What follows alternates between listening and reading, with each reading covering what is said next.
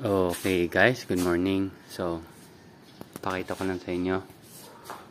So, natapos na siya. Hindi pa siya fully finished kasi lalagyan pa siya ng sealant. Kahapon kasi umulan. So, hopefully malinaw naman siya. Ayan. Pansin nyo. So, kung i-compare nyo dito, may liwanag na tayo dito ngayon. So, next step ay palagyan to ng mga container. Maliban doon sa i-maximize natin itong location na to. Balak ko i-occupy to.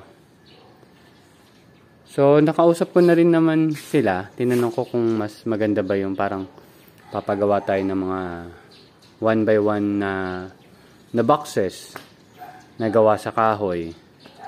Eh, medyo mahal pala ang magagastos. So, nabanggit ko naman sa kanila na meron naman styro box na setup. Sabi nila mas mura yon. So, yon, may kinontak na tayo ngayon doon. Yung suggested din ni Katanim. Kasi medyo malapit lang din naman dito yung Antipolo. Si Cedric de Tomas. So, kinontak ko na siya kahapon.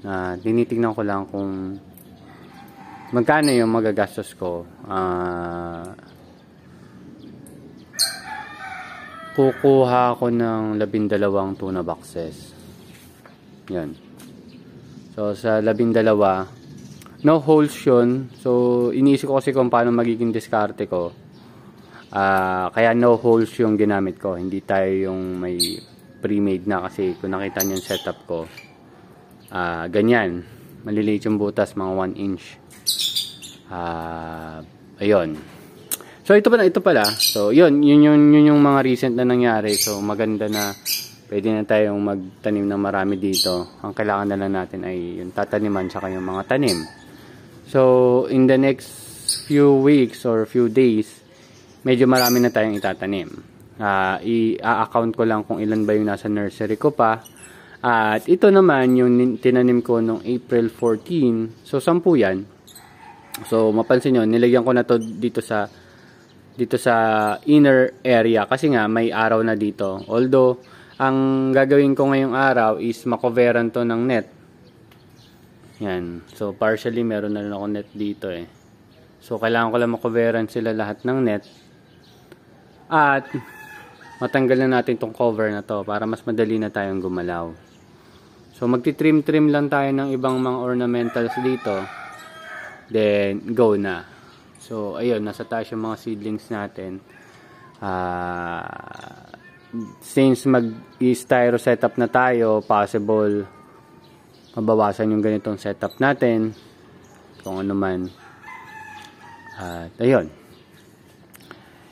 And, hindi ko sure kung nabanggit ko na rin sa inyo na isang project ko is lagyan ng insulation tong roof para mabawasan yung init dito sa rooftop. Kasi nanghingi na rin tayong advice dun sa gumawa. Yun nga, insulation. Pero hindi yung ganito insulation pero mas makapal. Mas makapal yung foam para mas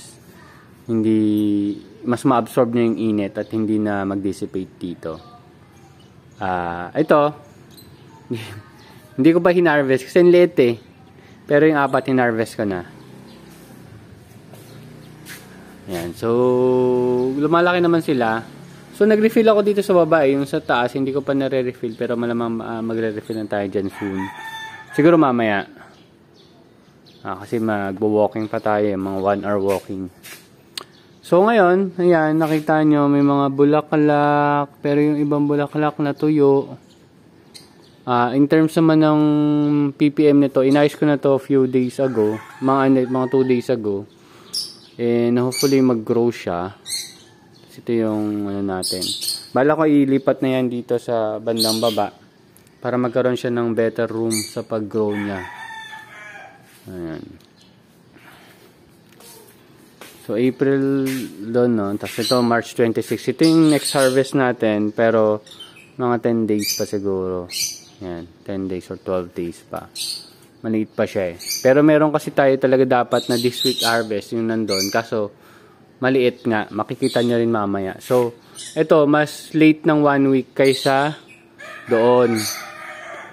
Tapos nilipat ko na dito yung natitirang lettuce ko nung March 5. Itong dalawa, March 5 yan. Tapos yung isa pala ba, may March 5 din pala dito, tatlo. Itong tatlo. Ito, lemon basil to. Kaka-transfer ko lang kahapon. Galing yan ng nursery, yung dalawang naiwan natin. So, maganda tubo nila. Kasabayan nila yon yung mga lemon basil natin doon. So, ito lang pala, March 10. March 10 tong siyam. Ito, tapos dalawa, March 10. So, nasa tubular lang sila na 4 inch.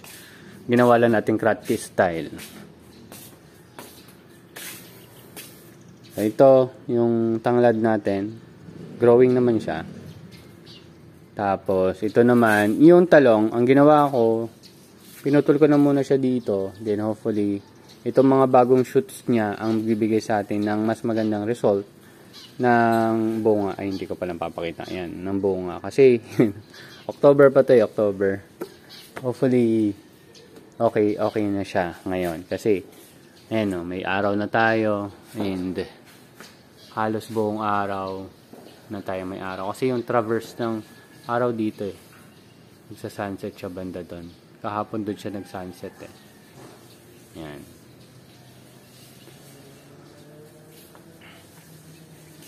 So may gagawin pa naman ngayon na ilalagay pa sila dito parang cover nito kasi dugtungan yan May cover pa dito tapos mga sealant na lang kasi kahapon umulan kaya hindi makapaglagay ng sealant. So soon matatanggal na rin natin tong cover na to. Goods na. And yung kausap ko nga si kasosyong Cedric. Kasosyo din kasi siya Follower siya ni Arvin Orubia, which is follower din naman tayo nun. Ito yung cucumber natin. So pwedeng ilipat na natin siya doon. Inaayos ko lang yung setup. And ayusin lang din natin to. Kasi nandito na siya. Pero mas maganda kung doon siya mailalagay kasi yung full sun na tinatawag natin. So, ayan. Ito mukhang wala na talaga itong kanan. Pero itong kaliwa mukhang growing pa. Kasi growing pa siya dito. Nag-grow pa siya. At yung cucumber natin, palagay ko lumalaki, no? Palagay ko lumalaki siya So, yan. Puproduce siya ng bagong shoot. So, sa palagay ko, itong kaliwa natin is naka-recover dun sa issue natin dati in terms of having too much nutrient. Ayan. So, ayan. Lagyan ko lang to ng ganong clip mamaya para kumapit. So, tatanggalin ko na to. Start na natin tanggalin yan. And dito naman tayo sa ating mga sweet basil. So ayan, tulad ng ginagawa natin, aantay lang din natin sila mag-mature. Actually marami pa tayo dito mga Thai basil So kung may mga friends tayo na gustong subukan na magtanim, marami tayong botong mabibigay. Ayan, marami pa akong harvest doon. Nakakalimutan ko nga Pero ito yung nabanggit ko sa kanina na mas maaga to ng 1 week kumpara doon. Which is kung titingnan nyo naman, lumaki naman siya. Pero, hindi optimum yung paglaki niya. Hindi ko sure kung ililipat ko pa siya doon para at least maihabol ko man lang, ma-expose siya sa araw. 'Di ba? Posibleng gawin ko 'yon. And harvest ko na rin pala 'to. Yan. Kasi ang bigat kasi nito, kaka-refill ko lang nito Iniwasan ko rin masyado magbigat, magbuhat ng masyado mabigat. I-transfer ko pa siya doon. Layo. Siguro next time na lang. So, hindi ko na masyadong naalagaan itong mga nandito kong mga fulitis. Pero kahapon, napansin ko, may tumapyas Sa palagi ko may mga ibon. Naaral nila kung paano makapasok dito. Pero ito, i-cover ko pa to kasi napapansin ko dyan din pumapasok yung ibon. O kaya dito yan. Yung mismong screen na yung lalagyan natin ng net para wala silang masingitan. Palagay ko kasi ganun din ang pwedeng mangyari. So, yun lang naman. Pinaka pagbibisihan natin ngayon ay yung pagninet nitong rooftop natin.